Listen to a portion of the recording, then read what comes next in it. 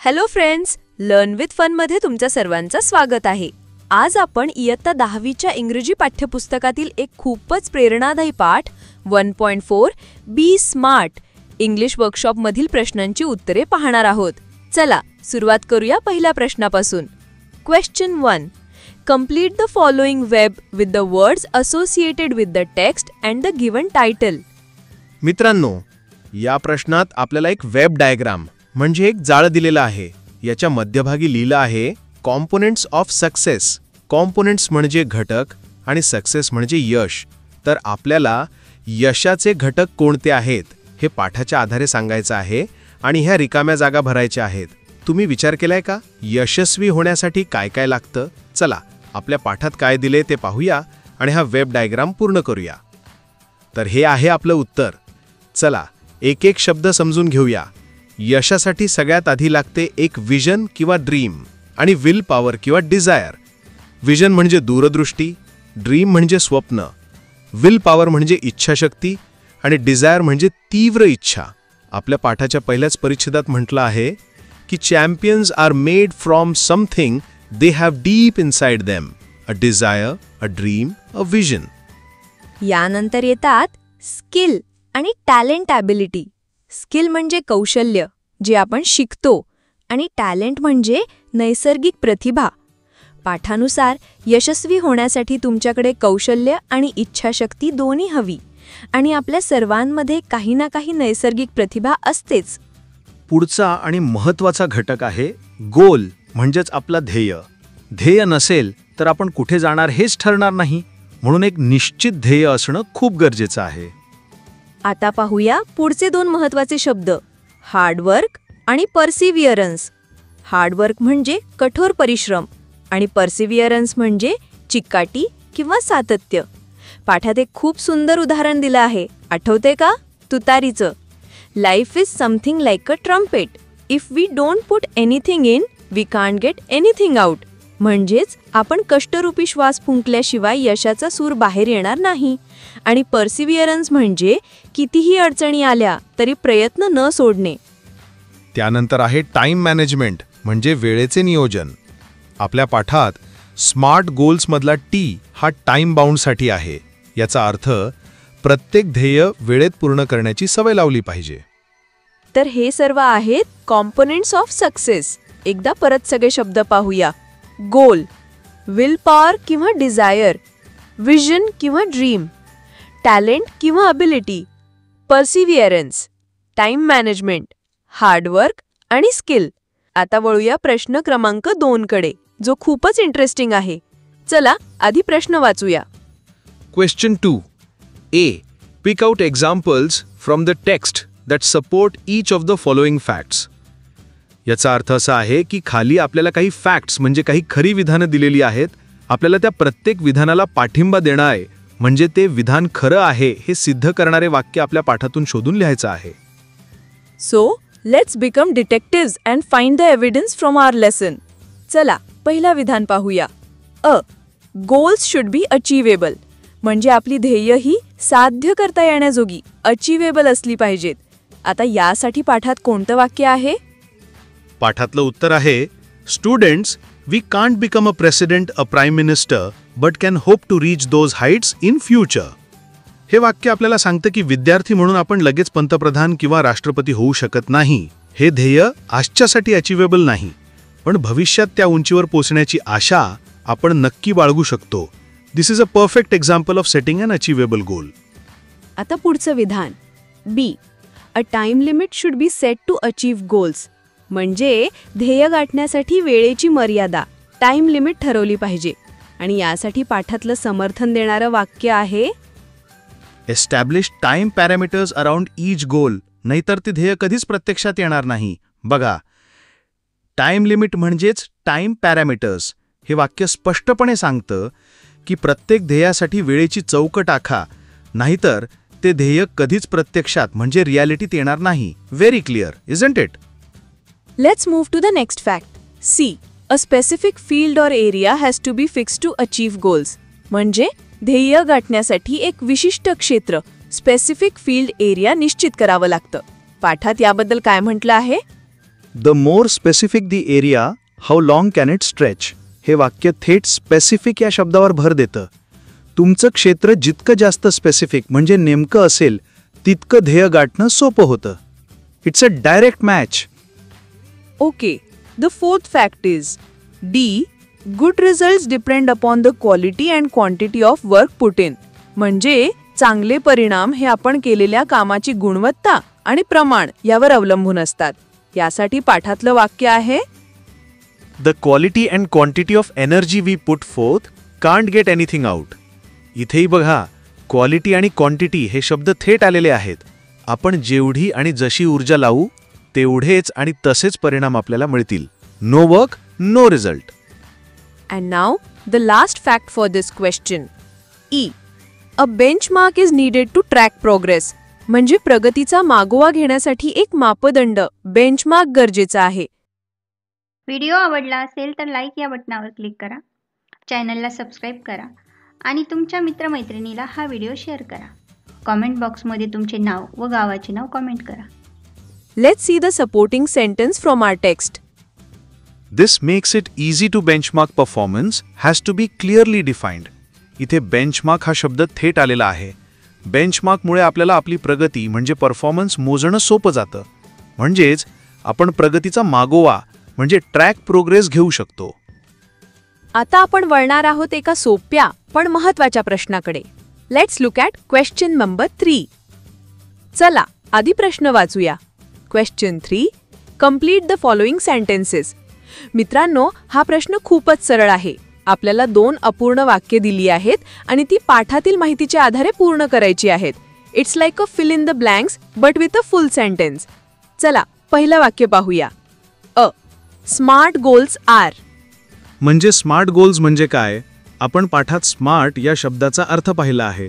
Specific, measurable, achievable, realistic and time bound. पण पाठात smart गोल्सची एक सुंदर व्याख्या दिली आहे. चला पाहूया ती काय आहे. तर या वाक्याचं पूर्ण उत्तर आहे smart goals are a methodology of thinking that helps people reach success. किती छान व्याख्या आहे. स्मार्ट गोल्स ही फक्त एक पद्धत नाही, तर ती एक विचार करण्याची पद्धत म्हणजे मेथडॉलॉजी ऑफ थिंकिंग आहे, जी लोकांना यश मिळवण्यासाठी मदत करते. So it's a way of thinking. आता पाहूया दुसरं वाक्य. B. 2 valuable assets of setting goals are. म्हणजे ध्येय निश्चित करण्याचे म्हणजे सेटिंग गोल्सचे 2 मौल्यवान फायदे कोणते आहेत? ध्येय ठरवल्यामुळे आपल्याला काय मिळतं याचे 2 महत्त्वाचे फायदे पाठात सांगितले आहेत. Let's find out what they are. याचं अचूक उत्तर आहे 2 valuable assets of setting goals are a sense of originality and a stepping stone to illuminate the path. चला याचा अर्थ समजून घेऊया. पहिला फायदा आहे अ सेन्स ऑफ ओरिजिनॅलिटी, म्हणजे आपल्याला आपल्या जीवनात काहीतरी स्वतःचं वेगळं करण्याची भावना मिळते. आणि दुसरा फायदा आहे a stepping stone to illuminate the path, म्हणजे ध्येय हे एका पायरीसारखं काम करतं जे आपला पुढचा मार्ग प्रकाशमान करतं. It gives us direction and purpose. It's question number 4. चला आधी प्रश्न वाचूया. Question 4. Read this quote. If we don't put anything in, we can't get anything out. Guess the meaning. Discuss in pairs and find similar quotes that bring in the same meaning. मित्रांनो, हे वाक्य खूप महत्त्वाचं आहे. If we don't put anything in, we can't get anything out.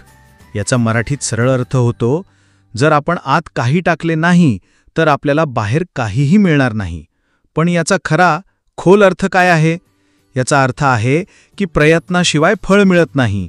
You get results only Wien you put in efforts. आपल्या पाठात एक खूप सुंदर उदाहरण दिलं आहे. आठवते का? तुतारीचं. Trumpet. Life is something like a trumpet. If we don't put anything in, we can't get anything out. म्हणजे आपण कष्टरूपी श्वास फुंकल्याशिवाय यशाचा सूर कसा निघणार? आता आपल्याला याचाच अर्थाची दुसरी वाक्य म्हणजे सिमिलर कोट शोधायची आहेत. चला एक एक करून पाहूया. पहिला कोट आहे you reap as you sow. याचा अर्थ आहे की जसे पेराल तसे उगवेल. म्हणजे तुम्ही जसे प्रयत्न कराल तसे तुम्हाला फळ मिळेल. Perfect match. दुसरा quote input is equal to output. हे तर विज्ञानासारखं आहे. इनपुट म्हणजे तुम्ही लावलेली मेहनत आणि आउटपुट म्हणजे तुम्हाला मिळणारा परिणाम. जेवढी मेहनत तेवढं यश. तिसरा कोट आहे गार्बेज इन गार्बेज आउट. ही एक गमतीशीर म्हण आहे जी कम्प्युटरच्या जगात खूप वापरली जाते. याचा अर्थ, जर तुम्ही चुकीची किंवा निरुपयोगी माहिती टाकली तर तुम्हाला मिळणारा निकाल म्हणजे आउटपुटही चुकीचाच असेल. चौथा कोट हे तर तुम्ही नक्कीच ऐकलं असेल, नो पेन्स नो गेन्स. याचा अर्थ कष्टाशिवाय फळ नाही किंवा त्रास घेतल्याशिवाय काही मिळत नाही.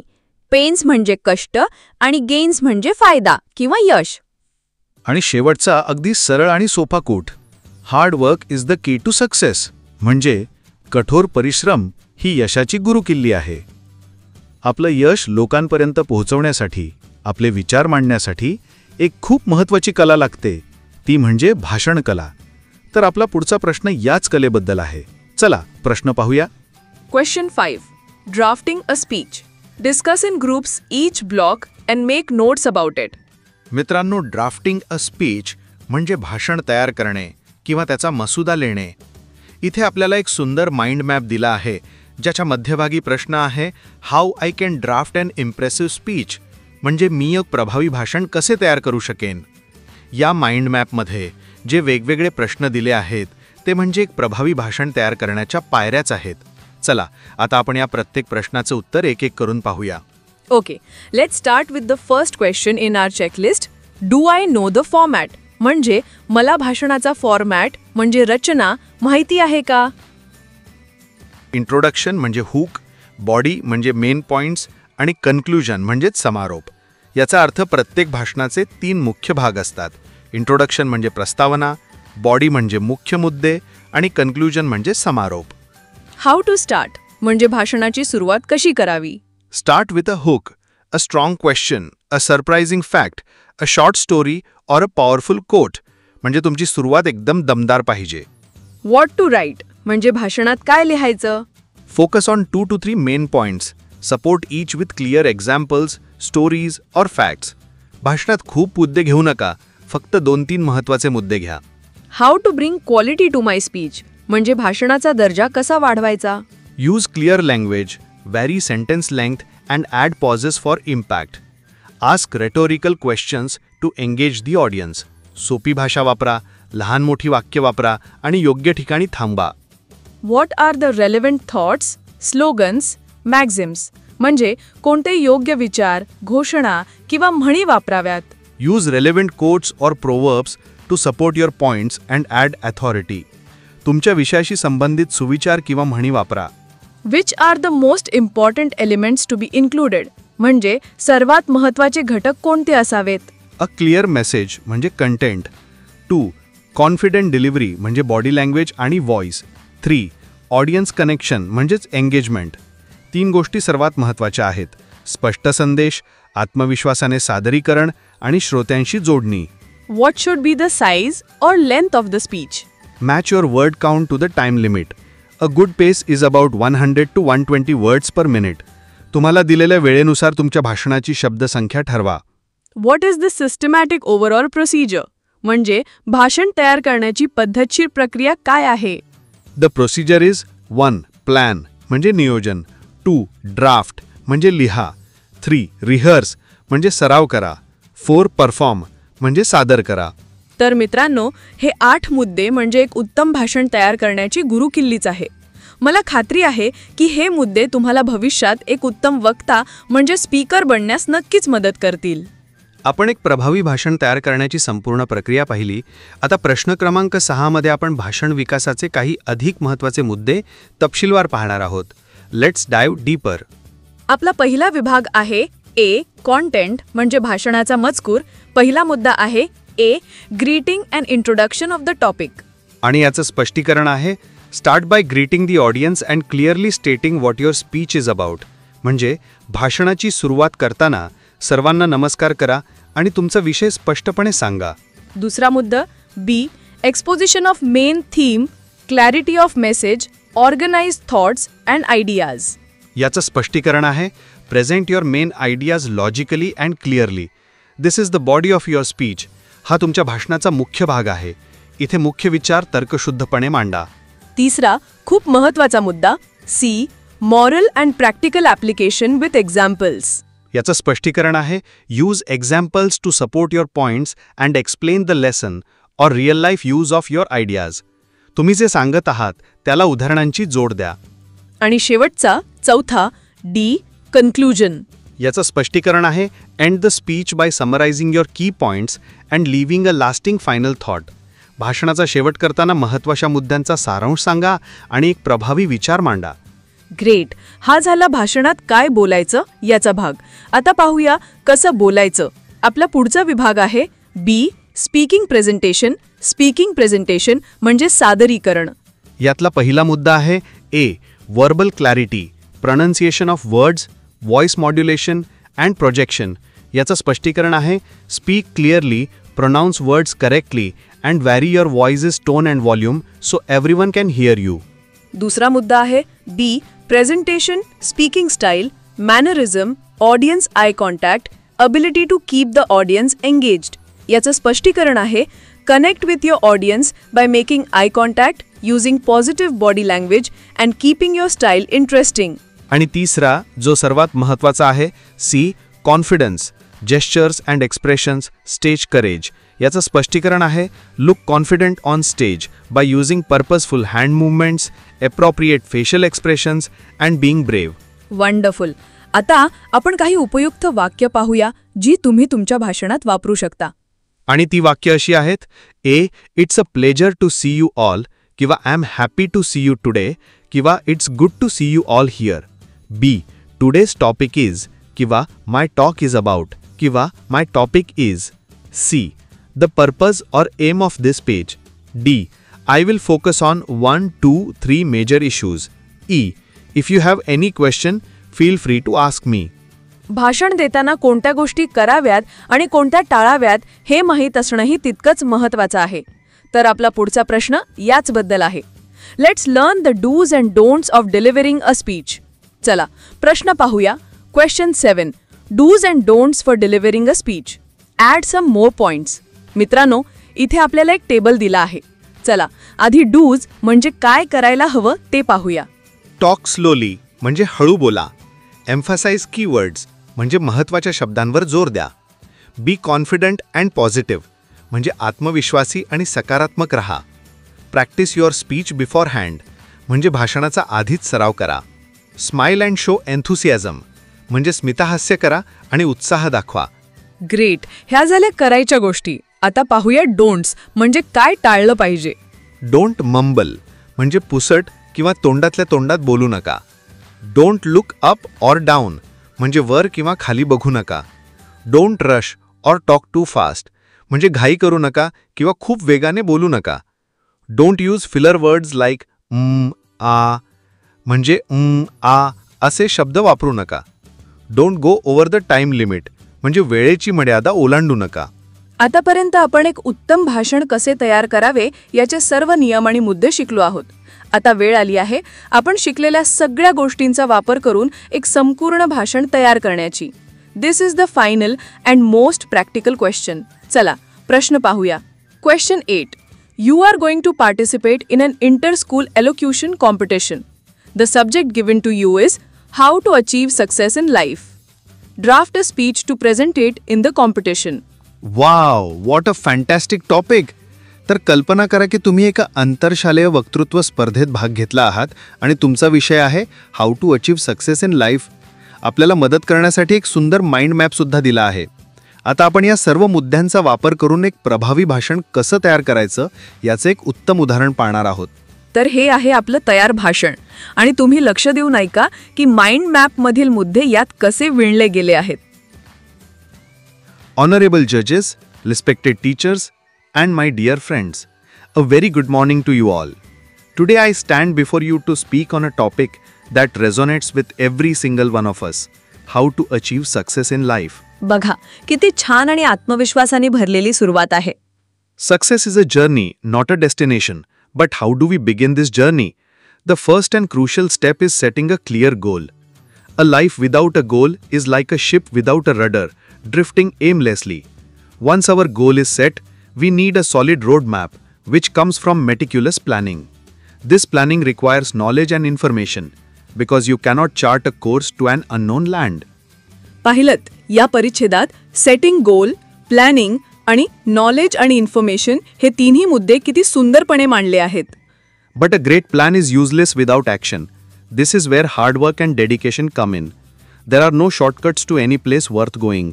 As the great inventor Thomas Edison said, genius is 1% inspiration and 99% perspiration. This tireless effort must be fueled by a burning passion for what we do. Passion is the fire within us that turns hard work into a joy and makes challenges seem smaller. या भागात hard work, dedication आणि passion या मुद्द्यांवर भर दिला आहे आणि Thomas Edison यांच्या कोटमुळे भाषण अधिक प्रभावी झालं आहे. The path to success is rarely smooth. It will demand sacrifice and test our limits.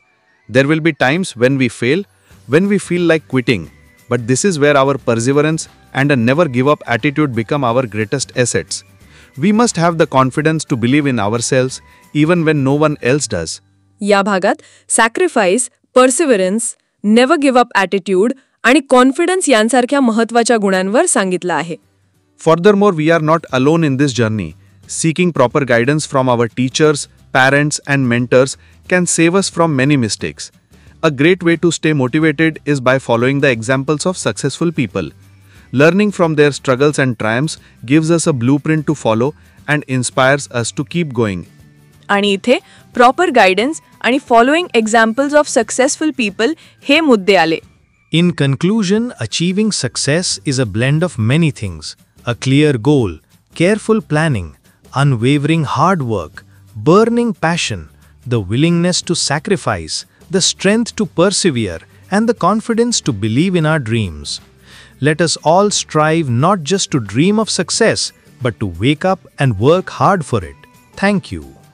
आपण बी स्मार्ट या पाठातील सर्व प्रश्न उत्तरे आणि भाषण कलेचे बारकावे पाहिले. आता वेळ आली आहे या सर्व ज्ञानाला प्रत्यक्षात उतरवण्याची.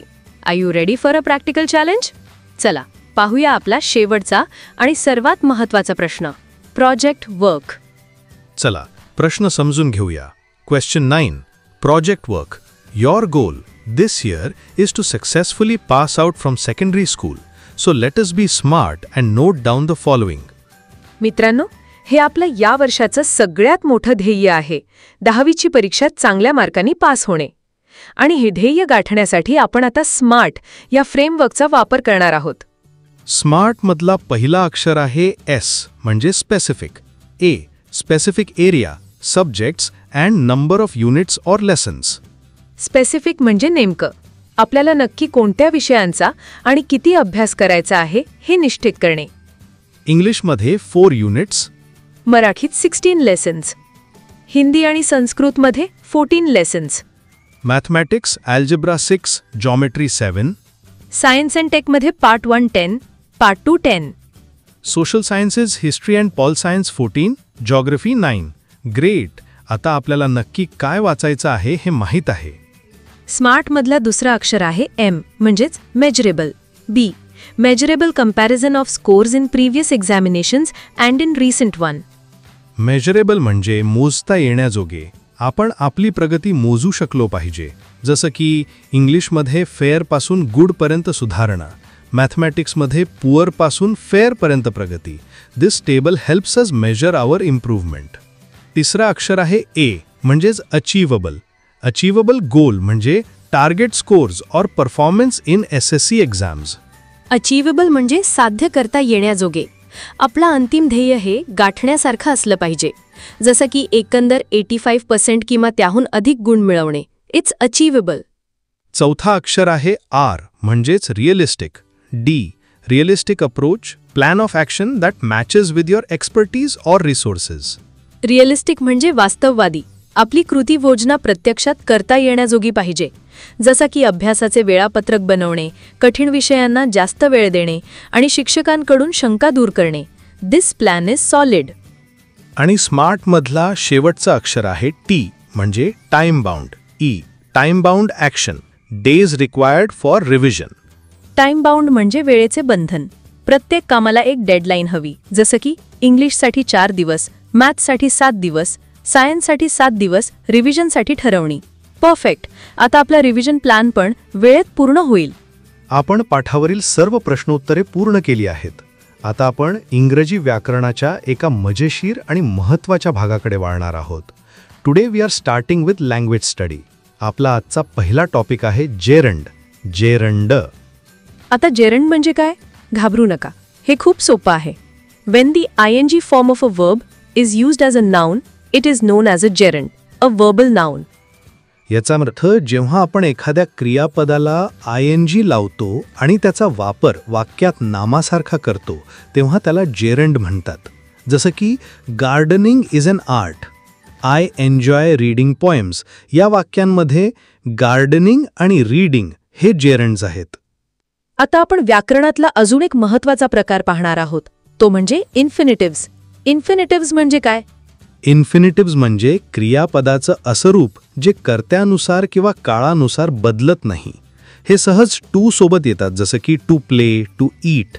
याचं उदाहरण म्हणजे how did people first begin to drink tea. यात टू ड्रिंक हा इन्फिनिटिव्ह आहे. आणि फायनाईट वर्ब्स म्हणजे काय? फायनाईट वर्ब हे असं क्रियापद असतं जे वाक्यातील कर्ते.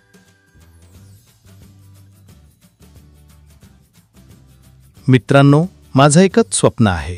महाराष्ट्रातल्या प्रत्येक गावात, प्रत्येक घरात, प्रत्येक मुलामुलीपर्यंत ज्ञानाचा हा दिवा पोहोचावा. कोणीही पैशाअभावी किंवा सोयीसुविधांअभावी शिक्षणापासून वंचित राहू नये. हा आमचा एक छोटासा प्रयत्न आहे, पण तुमचा एक शेअर हा दिवा दूरवर पोहोचवू शकतो. कदाचित तुमच्या एका शेअरमुळे एखाद्या गरजू विद्यार्थ्याला त्याच्या प्रश्नांची उत्तरे मिळतील, त्याचा आत्मविश्वास वाढेल. आणि तुमचं एक लाईक, ते आमच्यासाठी फक्त एक नंबर नाही, तर ती तुमच्या प्रेमाची थाप आहे, जी आम्हाला सांगते की तुम्ही खूप चांगलं काम करत आहात. थांबू नका, आम्ही तुमच्या सोबत आहोत. जर तुम्हाला आमचे प्रयत्न प्रामाणिक वाटले असतील तर कृपया या व्हिडिओला लाईक आणि शेअर करायला विसरू नका. आणि अशाच नवनवीन व्हिडिओसाठी चॅनलला सबस्क्राईब नक्की करा. तुमचा पाठिंबा हीच आमची खरी ऊर्जा आहे. धन्यवाद.